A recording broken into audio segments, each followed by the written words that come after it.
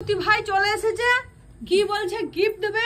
বলছে দিদি ভাই তোমাকে নিতে হবে। আমি বলছি না, তোমাকে গিফট দিতে হবে না, তো ছাড়ছেই না। বলছে না, কাস্টমার পেলাম দিদি, কাস্টমারের শেষ নেই, ফোন করে করে বিরক্ত। পার্সেল কোথাও বম্বে, কলকাতা, আপনার পুরো ওয়েস্ট বেঙ্গল, তারপরে আপনার বাইরে বিদেশ প্রচুর জায়গায় আমি পার্সেল করলাম আপনার জন্য।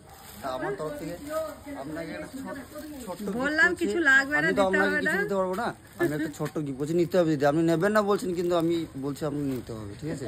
তোমার কাছ থেকে আমার নিতে খারাপ লাগে, জানি তো। আর এটা একটু 20 টাকা দামে একটা আপনাকে চকলেট ভরে দিয়েছি, এটা খাবেন, ঠিক আছে? হ্যাঁ, কুর্তিটা পরতে হবে আর চকলেট খেতে হবে। এটা ইন্ডিগো কুর্তি, হ্যাঁ পরবেন, দেখে ভালো, আমার পছন্দ, দিয়েছি, জানি না কি হবে। ভালো বটে, দেখেই মনে হচ্ছে ভালো। তারপরে অনেক কাস্টমার পেলাম দিদির জন্য, ঠিক আছে? সবাই বলছে ভাই ভালো হবে, তো বললাম যে ভাই দিদি তো আমাকে 5 বছর থেকে চেনে, তা দিদিকে ফোন করে না হলে মেসেজ করে জিজ্ঞেস করে নেবেন যে আমার ব্যবহারটা কিরকম আর আমি কিরকম মাল কেমন দিই, ঠিক আছে? তারপরে আমি একটা নতুন পেজ করলাম, এই পেজটাও একটু ফলো করে দেবেন আপনারা। এখান থেকে যাবতীয় সবকিছু পেয়ে যাবেন। আচ্ছা ঠিক আছে, 5300 ফলোয়ার হয়ে গেল। হ্যাঁ, কবে বললে? এটা আপনার, এটা অনেকদিন থেকে আছে আমার অলরেডি। আমি মাঝে মাঝে ভিডিও ছাড়তাম। তারপরে এই দিদি কাছে এলাম, একটু আপনারা একটু ইয়ে করবেন। আর এই দিদিকে আমি একটা গিফটটা তুলে দিচ্ছি।